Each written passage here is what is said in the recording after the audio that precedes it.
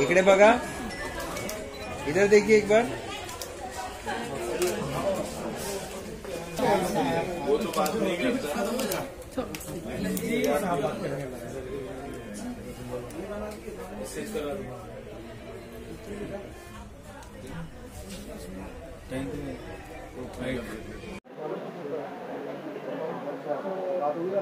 तुमचा विजय झाला आहे, तुमची काय सांगणार जनतेला तुमचा आणि बाकी कॅन्डिडेट होते अटीकटीची लढत आली आहे, तुमचा इथे मोठ्या संख्येने विजय झाला आहे, तुम्ही काय सांगा जनतेला?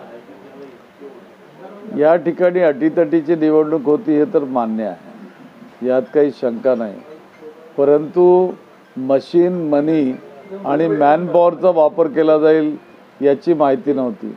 मतदान झाल्यानंतर ज्या पद्धतीनं मतदानामध्ये वाढ करण्यात आली त्यावरून शंकेला वाव आहे। मी स्वतः पत्रसुद्धा राज्य निवडणूक आयुक्ताला लिहिलेलं आहे, त्यामुळं काहीतरी काळबेरं या ठिकाणी घडल्याची या ठिकाणी शंका उपस्थित होते।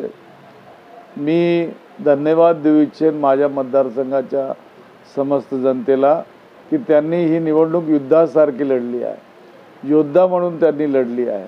अनेक लहान लहान मुलंसुद्धा या निवडणुकीत मुलं मुली बाहेर निघून त्यांनी एखादी गिलहरी ज्या पद्धतीने काम करते तशा पद्धतीचं या ठिकाणी काम केलं।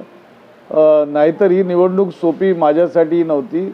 माझ्या विरुद्ध 25 उमेदवार होते, एक उमेदवार नव्हता, आणि सगळ्या उमेदवारांना पैशापासून स्टेशनरीपासून सगळी साधन सामग्री त्या ठिकाणी देण्यात आलेली होती आणि ते माझ्या विरुद्ध लढत होते।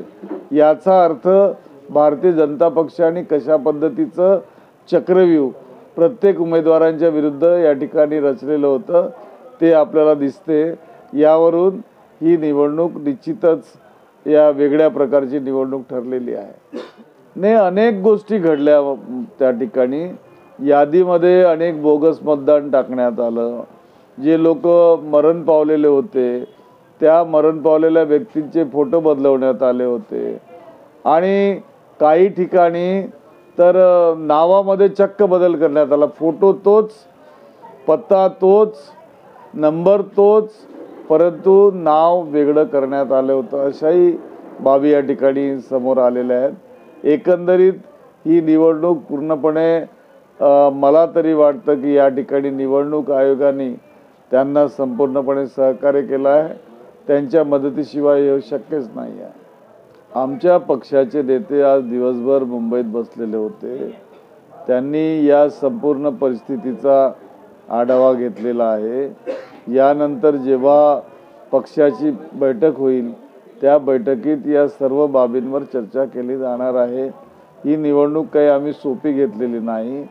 ज्या ठिकाणी आम्हाला मेजॉरिटी मिळणार होती त्या ठिकाणी अगदी इतक्या कमी जागा की आम्ही आमचा विरोधी पक्ष नेताही या ठिकाणी नेमू शकत नाही, अशी परिस्थिती निर्माण झाली।